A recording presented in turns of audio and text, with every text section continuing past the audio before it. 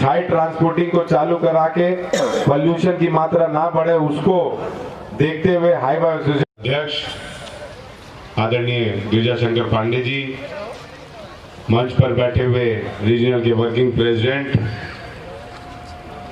आदरणीय, पकड़िए, सब पकड़िए एक साथ। आइए हाथ दी, आइए छोड़ दीजिए।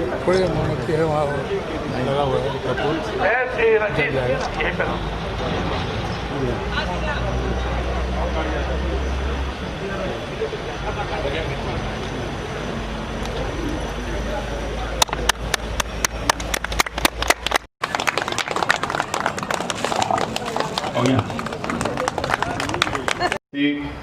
स्वर्गीय पंडित बिंदेश्वरी दुबे और स्वर्गीय राजेंद्र बाबू को अगर मैंने प्रणाम नहीं किया, क्योंकि इन्होंने कांग्रेस को जितना जीवित रखने के लिए अपना तन मन दिया, शायद हम का अलग निर्माण आपको दिखेगा जो बेरमो को आगे बढ़ाएगा।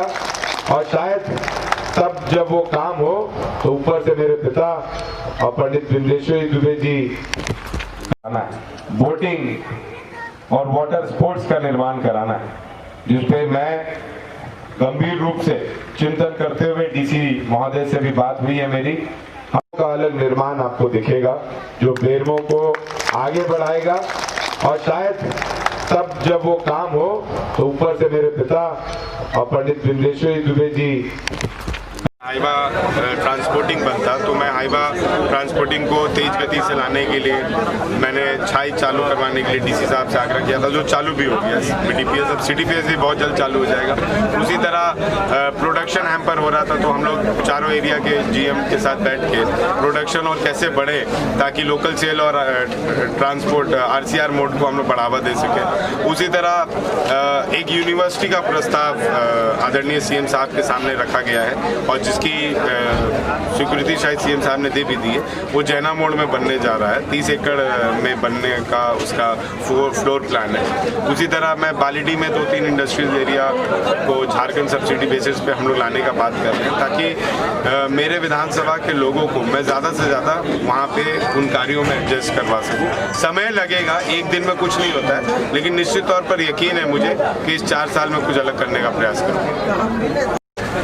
देखिए, आज पूरे हिंदुस्तान के नागरिकों को और कांग्रेसी कार्यकर्ताओं को मैं बधाई देना चाहता हूँ कि आज कांग्रेस का स्थापना दिवस है और निश्चित तौर पर कांग्रेस ने अग्रिम भूमिका निभाई है इस देश की आज़ादी में। आज दुर्भाग्य है कि जिस कांग्रेसी पार्टी के साथ हिंदुस्तान का पहला सिपाही, हिंदुस्तान के पहले रक्षक, हिंदुस्तान का पहला फाइटर या हिंदुस्तान के पहले वंशज अगर हम बोले तो वो हमारे किसान भाई थे। आज उन किसानों भाइयों के साथ जो दुर्भाग्यपूर्ण घटना घट रही है वो कहीं ना कहीं हिंदुस्तान को शर्मिंदा कर रही है। मैं आज उनके इस दुख के घड़ी में एक कांग्रेसी सिपाही होने के नाते मैं खड़ा हूँ, क्योंकि जब हिंदुस्तान आज़ाद हुआ था तो ना हमारे पास नेवी था, ना हमारे पास सैनिक थी, ना मिलिट्री था, ना एयर फोर्स था। अगर सच्चे सिपाही की तरह अगर किसी ने हिंदुस्तान की आज़ादी में लड़ाई लड़ी थी तो किसान भाई। आज दुर्भाग्यपूर्ण है, लेकिन मैं समझता हूँ कि जल्दी सबको एक सद्बुद्धि आए और किसानों भाइयों की लड़ाई में सम्मिलित होते हुए उनका जो मांग है उसे पूरा किया जाए। और खासतौर से कांग्रेसी सिपाहियों को मैं बोलना चाहूँगा कि डरने की ज़रूरत नहीं है, पीछे हटने की ज़रूरत नहीं है। आपकी विचारधारा, आपकी सोच और आपकी संस्कार इस कांग्रेस पार्टी को आगे लेके जीवित रखते आया है और आगे भी जीवित रखते रहेगा।